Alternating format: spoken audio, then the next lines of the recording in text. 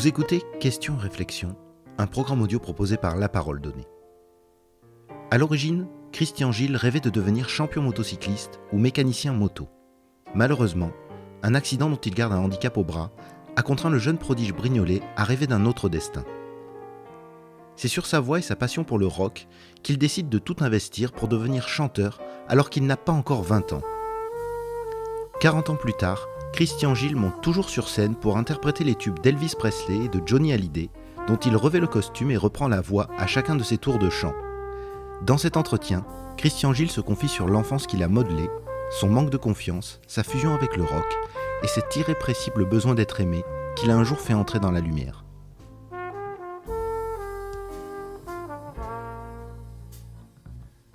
Je suis Christian Gilles, j'ai 59 ans, je suis né à Brignoles et j'y vis. Je suis chanteur depuis 40 ans. Voilà. Les premières années de vie, ça n'a pas été très simple au départ parce que j'ai eu une enfance un petit peu compliquée avec mes parents qui m'ont aimé, mais qui n'ont pas su qui étaient on va dire, plus occupés à gérer leur propre vie affective. Et j'ai été un peu délaissé. Voilà. Ils m'ont aimé, ça c'est pas un problème. Mes parents m'ont aimé, mais ils étaient trop occupés à gérer leur vie affective, leur vie de couple, ce qui a été, j'ai été un enfant délaissé. D'où ce besoin, ce manque d'affection que j'ai toujours eu et qui m'a fait aussi, je pense, à coup sûr, choisir ce métier, chanter pour être aimé. C'est l'art qui m'a attiré, ouais. Bon, déjà, mes parents étaient des chanteurs amateurs. J'avais un arrière-grand-père qui était chanteur d'opéra lyrique. Mes parents chantaient, fort bien d'ailleurs. Moi je me souviens, ma mère était soprano. Mon père chantait très très bien, une voix de crooner. Mon oncle aussi chantait très bien. Donc et puis j'ai hérité j'ai eu cet héritage, quoi. Et de ce don que m'a fait la vie, ou mes parents, ou Dieu, je ne sais pas qui. Les trois peut-être. Et voilà. Moi j'étais passionné au départ. J'avais une passion qui était avant la musique, c'était la moto. Je voulais faire des courses de moto ou être mécanicien moto. Puis j'avais donc une moto. Puis j'ai eu un accident qui m'a j'ai eu un handicap depuis j'ai été obligé d'arrêter la moto, et j'ai fait donc un stage dans un centre de rééducation et réadaptation fonctionnelle à Valmante, à Marseille, et je chantais tout le temps. Et puis donc le personnel m'a proposé de participer à une soirée artistique dans laquelle se produisait entre autres Mado Francelli, qui était la première pianiste et fiancée, je crois même, d'Yves Montand, qui m'a donné un premier cours de chant, qui m'a dit « Bon, c'est bien, mais il y a du boulot ». Donc j'ai fait cette première soirée, et puis ça a été la révélation. Là, vraiment, la révélation, j'ai trouvé... je crois qu'à partir de ce jour-là, j'ai su que c'était ce que je voulais faire. Voilà.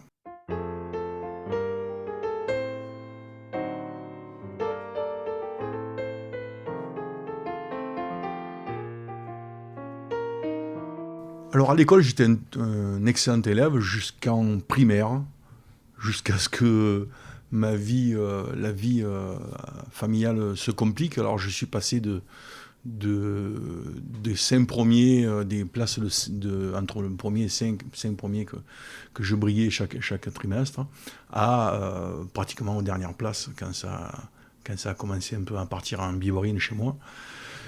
Et je jouais au foot. J'étais gardien de but, une équipe de foot. Et puis j'écoutais de la musique aussi, évidemment.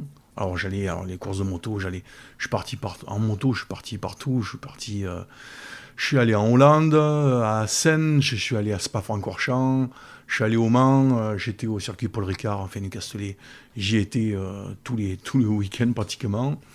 C'était ma passion, avant le chant, enfin, on va dire presque en parallèle, le chant, après a pris la place de la moto quand j'étais obligé d'arrêter mon rêve de pilote moto, quoi.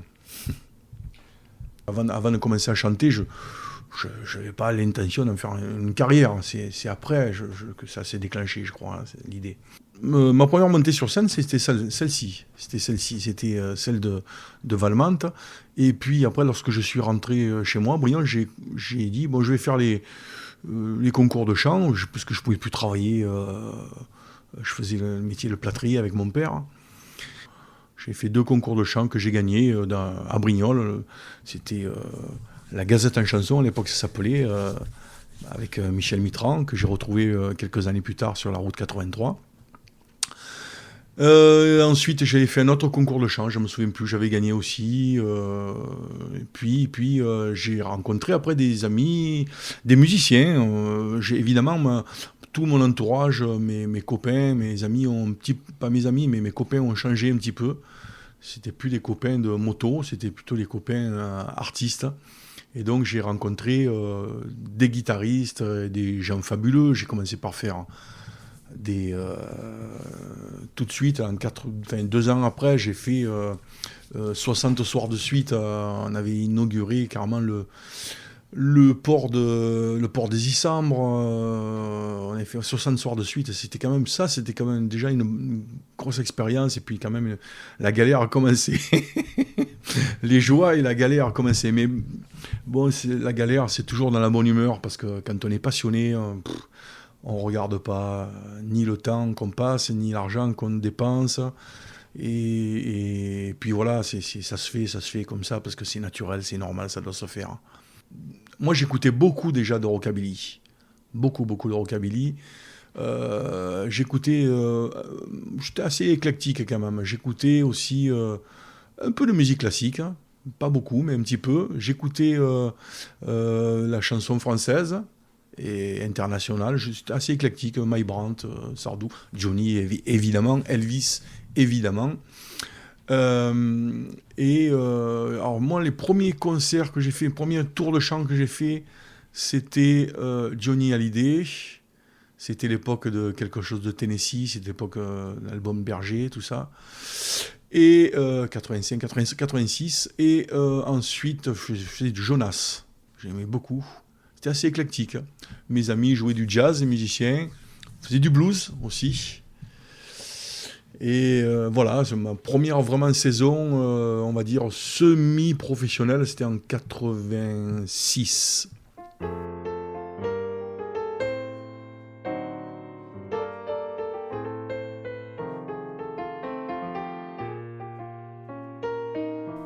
Alors comment l'expliquer moi je l'explique assez simplement, mais il y a sûrement des choses que je ne maîtrise pas, mais inconsciemment. Alors, déjà, on m'a dit, mais t'as un faciès quand même assez ressemblant à Elvis Presley, tu devrais chanter Elvis Presley. On m'avait dit ça une fois. Alors, effectivement, en me regardant mieux, oui, avec un peu, si je me grime un peu, je peux lui ressembler, ça peut être sympa. Elle me dit, mais tu sais, il y a plein de gens qui font ça, et ça marche vachement bien, ils sont très demandés. Bon, mais je dis, ben pourquoi pas, moi, Alors, ce que j'ai, en fait, comme don, j'ai don, j'ai une oreille qui est peut-être au-dessus de la moyenne, je ne sais pas, j'ai une très très bonne oreille. J'entends bien et j'arrive à reproduire bien. Voilà, ça c'est la grande qualité d'un imitateur. Mais, chez moi, ce qui me différencie d'un imitateur, c'est que je n'imite pas. C'est-à-dire, inconsciemment, je m'accapare les petits défauts et les caractéristiques des voix que je mets à ma sauce. C'est-à-dire, après, j'interprète c'est moi qui interprète. Et ça fait que ça donne cette particularité, ça est ressemblant, mais c'est pas l'imitation. Le problème de l'imitation, bien souvent, alors pas tout le temps, j'aime pas faire les généralités, mais quelquefois, quand on imite trop, on perd son âme et on perd l'émotion, parce qu'on n'est plus soi-même. Quand on n'est plus soi-même, il n'y a plus d'émotion. Voilà. Et moi, j'arrive à rester moi-même et à donner de l'émotion tout en gardant ces voix-là. J'ai des limites, mais beaucoup d'autres, parce que j'ai une tessiture assez large quand même, qui me permet de m'adapter comme ça. Oui, je crois que c'est mon âme, c'est tout mon cœur. Je suis généreux sur scène.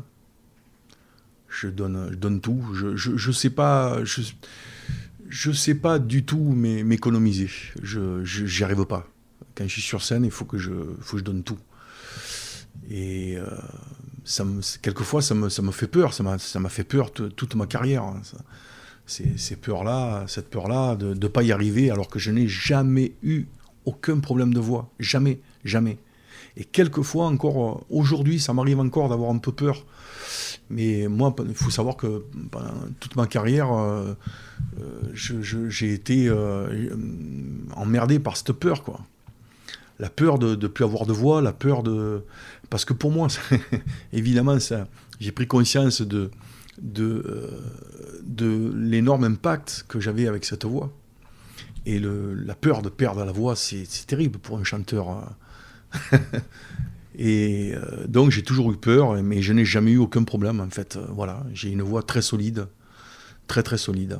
Ah ben de toute façon tout est lié à mon enfance, hein, ça c'est certain, hein, ce manque de confiance énorme qui a toujours jalonné ma vie, quoi, ma vie artistique et ma vie tout court. Ça c'est indéniable.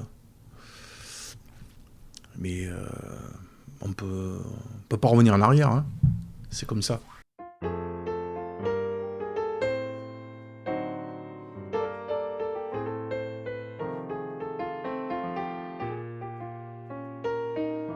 J'ai toujours chanté Elvis depuis mes débuts. Puis un jour, j'ai un ami qui était élu à Roquebaron, que je salue d'ailleurs parce que c'est grâce à lui. Que j'ai pu faire ce chemin, cette carrière aussi, quelque part. Donc, il m'a invité pour la Nuit des Étoiles. Et il m'a dit, voilà, je sais que tu chantes Elvis.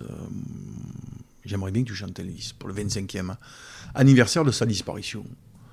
Et je lui dis, je t'avertis, j'ai pas de costume, j'ai rien. Il me dit, ça fait rien, tu viens comme ça. Et j'ai chanté Elvis, ça a été le déclic. Là, tout de suite, j'ai compris et je savais, et j'avais déjà dans ma tête tout le spectacle. Et je n'ai jamais douté jusqu'au premier spectacle. Ça, c'était quand même une expérience assez incroyable. Je pense que quand c'est vraiment le truc, on est vraiment sur la bonne voie, il n'y a aucun doute. Moi, j'ai foncé, mais je le savais pertinemment que ça allait marcher. Et donc, j'ai monté un grand spectacle arrivé en Cadillac, avec des musiciens, et j'avais déjà vendu tout le truc, sans rien avoir. Ni voiture, ni musicien, ni rien. Et ça a marché, ça a été génial. Je suis parti, donc après, j'ai rencontré un milliardaire franco-américain qui avait un établissement sur Miami South Beach, qui m'a invité aux États-Unis. Et pour chanter pour Johnny Hallyday, pour faire Elvis pour Johnny Hallyday, malheureusement, voilà, le destin, c'est comme ça. Malheureusement, c'était l'hiver où il a fait très très froid sur toute la planète, l'hiver 2009-2010. Et en plus, Johnny est tombé malade cette période-là, il est tombé dans le coma. Et donc, il ne s'est pas rendu à Miami. Les milliardaires n'étaient pas là non plus, donc artistiquement, ça a été un peu un bide. Sauf que j'ai fait quand même une soirée pour Christian Audigier, j'étais avec des amis Gypsy King, j'étais j'ai joué un peu pour la mafia, les trucs comme ça, c'était un peu, c'était Miami, quoi, voilà. Mais artistiquement, un peu pauvre, et puis j'ai terriblement souffert de la solitude là-bas, parce que j'étais tout seul tout seul pendant 1 mois à Miami. J'en ai terriblement souffert. J'aurais dû le rencontrer à 2 reprises. La première reprise, c'était celle-ci à Miami, celle de Miami, ça s'est pas fait. Bon. La deuxième reprise, c'était dans les années 90, un truc comme ça. Je jouais dans un camping avec mon groupe. J'avais créé un spectacle qui s'appelait l'Histoire du rock'n'roll.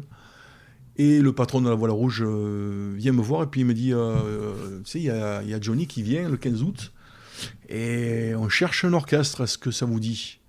Et moi à l'époque j'avais un peu les œillères, j'étais assez j'étais respectueux, je le suis toujours hein, de mes clients. Et je lui ai dit non, je suis désolé, j'ai un contrat de prévu déjà qui est signé pour le 15 août. Et donc, ça s'est pas fait et je l'ai jamais rencontré. Voilà,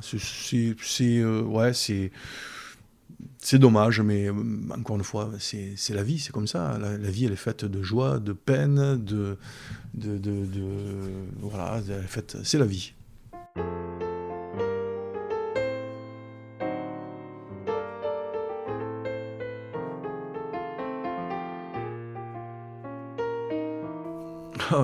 C'est difficile de répondre à ça. C'est quelquefois peut-être un peu frustré.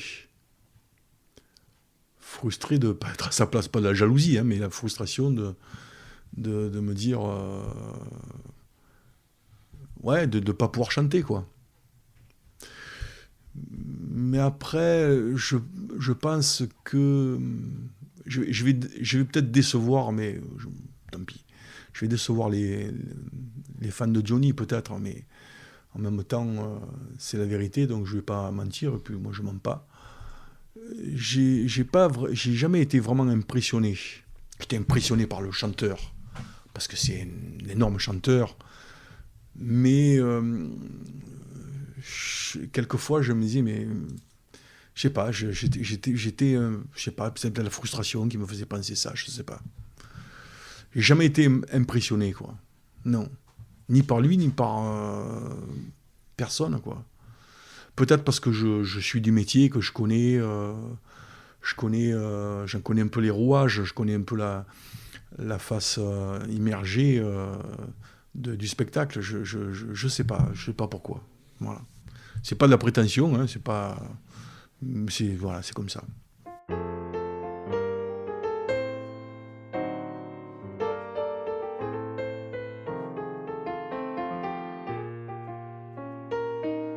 Alors Johnny et moi, sans faire de parallèle artistique, évidemment, je veux pas, enfin, je me compare pas du tout, évidemment, pas du tout à Johnny, hein, surtout pas. Par contre, c'est vrai qu'on a un peu la même démarche. Cette enfance qui a été, on va dire, bousculée, très perturbée, elle a eu, lui, sûrement plus que moi encore. Ça nous donne peut-être cette générosité sur scène, une générosité commune. Johnny était très généreux, c'est d'ailleurs pour ça qu'il a encore des milliers de fans et qui parcourent la moitié de la planète pour venir sur sa tombe, se recueillir sur sa tombe. Et moi sur scène, j'ai aussi cette générosité. Pour être certainement pour être encore mieux aimé, certainement. Je crois que c'est ça en fait. C'est ce qui nous lie aussi. Ma famille a très bien accepté le fait que je devienne, enfin j'essaie de chanter au départ, parce que de toute façon au départ c'était pas vraiment mon métier. J'ai mis quand même 2-3 ans pour en faire mon métier. Et ils ont tout de suite accepté sans aucun souci, parce que de toute façon ils aimaient ça, ils aimaient le chant, c'était leur truc. Et puis c'est vrai que comme j'avais plus trop le choix, je pouvais plus trop travailler, c'était une façon aussi d'accueillir ce métier comme ça à bras ouverts, quoi. Non, il n'y a pas eu aucun souci, au contraire, hein, je les en remercie, parce que si en plus il y avait eu ça, ça aurait été encore plus difficile, mais voilà, ça s'est bien passé.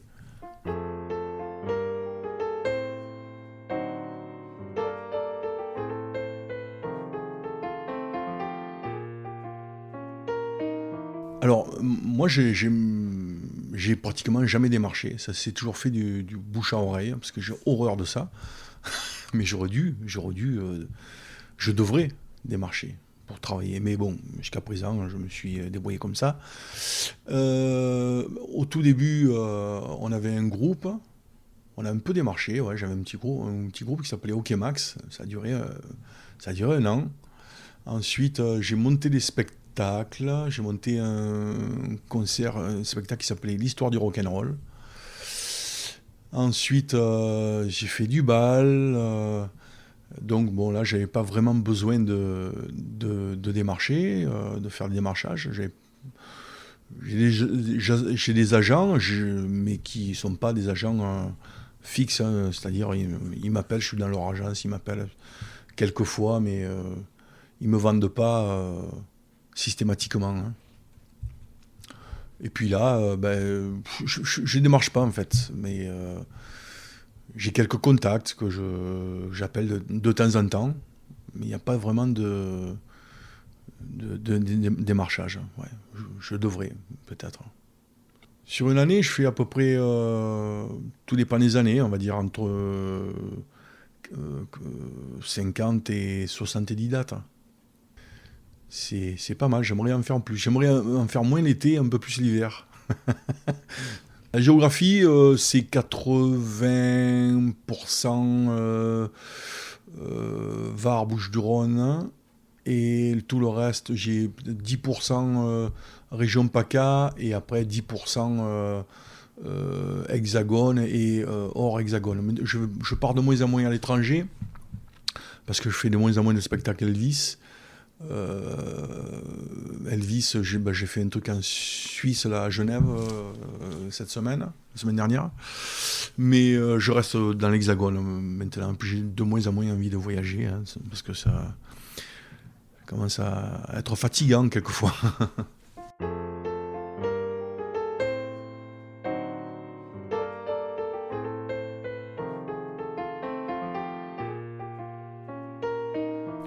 Alors, Saint-Barth.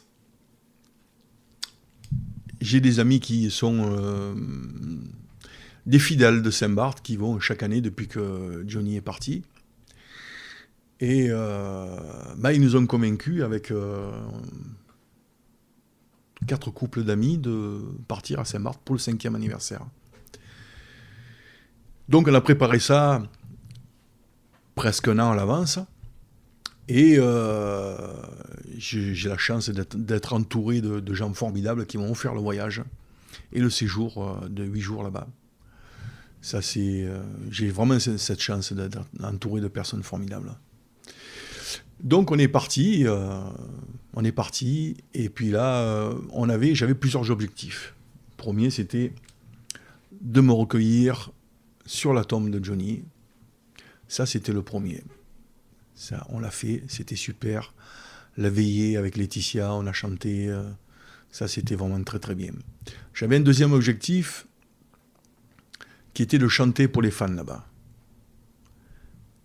Je me suis débrouillé et je suis assez fier de moi. J'ai réussi à me débrouiller par l'intermédiaire d'une amie de trouver un établissement qui me recevrait là-bas pour chanter. Je l'ai fait. Et je l'ai fait, j'ai chanté pour tous les fans. Tous les fans. Alors ça s'est fait vraiment au dernier moment. Il n'y a eu aucune préparation, aucune publicité. Et donc on s'est retrouvé une petite centaine là-bas, dans ce bar. Ensuite, il y a une composition qui a été ça a été composé par Pascal Sira-Marios. Qui s'intitule Et toi tu n'es plus là. Je chante en duo avec lui, et puis même en trio, puisque à la fin il y a Pierre Billon qui chante la dernière phrase. Et cet hommage à Johnny, je voulais le remettre en main propre à Laetitia, comme un cadeau, quoi. Et j'ai pu le faire aussi. Donc voilà, j'ai réalisé pas un rêve, mais c'était un objectif que j'avais, qui me tenait à cœur. Je l'ai fait. Qu'est-ce que je voulais faire aussi? Voilà, je crois que c'est à peu près tout. Et puis en plus, on a eu bonus parce que on a pu rencontrer, par exemple, Jean-Pierre, hein, qui s'occupe personnellement de la tombe de Johnny, qui la décore tous les jours et qui tous les jours vient sur la tombe. C'est une œuvre d'art, cette tombe. C'est un acte d'amour qu'il fait, ce monsieur, parce qu'il en a fait la promesse à Johnny de faire ça. Et puis, on a rencontré aussi son garde du corps, Karl, qui nous a fait quelques aveux que je peux pas dire. Quoi. Je suis obligé de tenir secret parce qu'on n'a pas eu la permission de le dire. Voilà. Et puis Jean-Pierre nous a expliqué pour quelles raisons aussi ils avaient été obligés de déplacer le tombeau et non pas parce que les crabes mangeaient le bois. On sait très bien que les crabes ne mangent pas le bois. Mais parce que le cercueil étant enterré directement dans le sable étant très corrosif, il fallait déplacer. Ils l'ont mis dans un caveau protégé et il y a 4 places dans le caveau. Je sais exactement où se situe Johnny. Il se situe en bas, à gauche du caveau. Et voilà, on a eu, et puis on a vécu pendant 8 jours. On était tellement en harmonie tous les 8 qu'on a attiré tout le monde. C'est-à-dire tous les fans sont venus vers nous. On a eu les TF1, on a eu le journal de 13h, le journal de 20h. On a eu, là on va passer dans 50 minutes inside samedi. Avec le G8, voilà, c'est sur le G8, on a fait une magnifique plaque qui est restée au centre de la tombe de Johnny, voilà.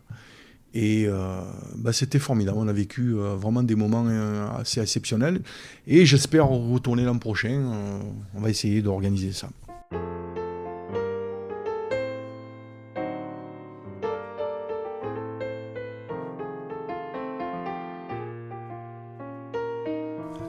Quand j'ai rencontré Laetitia Hallyday, je lui ai remis le titre avec ma clé. Et elle m'a dit j'ai entendu parler. Alors je ne sais pas si elle a entendu parler du titre, de l'hommage, par Pierre Billon peut-être, ou de moi, je ne sais pas. Par contre, je ne pense pas qu'elle accueille ça, qu'elle soit très favorable à ça.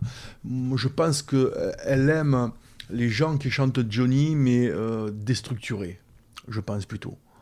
Je pense que si on chante un peu comme dans son style, je pense qu'elle l'appréciera pas trop. Après, c'est moi qui dis ça, je sais pas. Hein, peut-être que je me trompe. Hein. Ouais, surtout pas d'imitation. D'ailleurs, Guégan, c'est pas trop son truc. Parce que lui, vraiment, c'est de l'imitation. Non, elle aime pas. Moi, c'est pas l'imitation, mais c'est un peu, on va dire, c'est le même style, quoi. Il y a rien de, je déstructure pas Johnny. Je chante Johnny à la Christian Gilles, mais c'est du Johnny, quoi. Et par contre, c'est quelqu'un qui est extrêmement doux. Elle est très douce. Elle est extrêmement gentille. Hein. Et moi, je la crois sincère dans tout ce qu'elle dit. Voilà. Je sais, de toute façon, Johnny l'a dit, Johnny a beaucoup aimé Laetitia, et c'était réciproque. Laetitia a beaucoup aimé, et il s'est jamais senti aussi bien avec une femme qu'avec elle. Voilà. Comme Laetitia dit, je crois qu'ils ont combattu leurs démons ensemble. Voilà.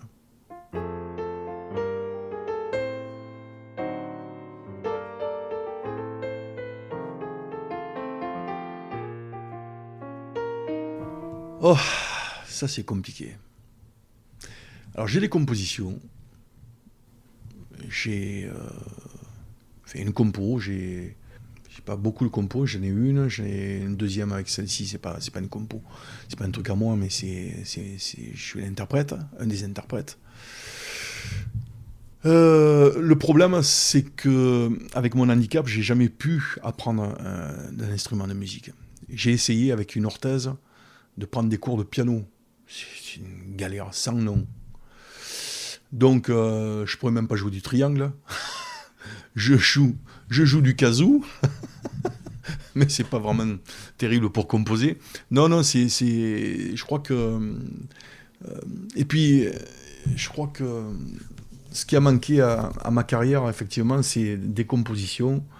C'est aussi d'être vraiment Christian Gilles. Mais il y a plein d'éléments faut que les planètes soient alignées. Et moi, les planètes n'étaient pas alignées. Il y a toujours des petits trucs. Il faut être ambitieux, il faut travailler, il faut avoir de la chance, il faut rencontrer les bonnes personnes au bon moment, et tout ça, il faut mettre tout bout à bout. On arrive à être artiste Christian Gilles pleinement, mais là, ça n'a pas été vraiment possible, quoi. Quelque part, moi, je m'en suis contenté pendant des années, je m'en contente encore. Je n'ai pas d'ambition plus que ça. Voilà. Je suis heureux de faire ce métier. Moi, je suis heureux de chanter pour les gens. Voilà. Payé ou pas payé, je suis heureux. Quand je vois leur lueur dans leurs yeux, où ils sont heureux, je le sens, moi, je suis le plus heureux. Voilà, je suis heureux. Merci d'avoir écouté cet épisode de La Parole Donnée. Vous pouvez nous suivre sur notre site et nos réseaux sociaux et nous soutenir via notre page Tipeee.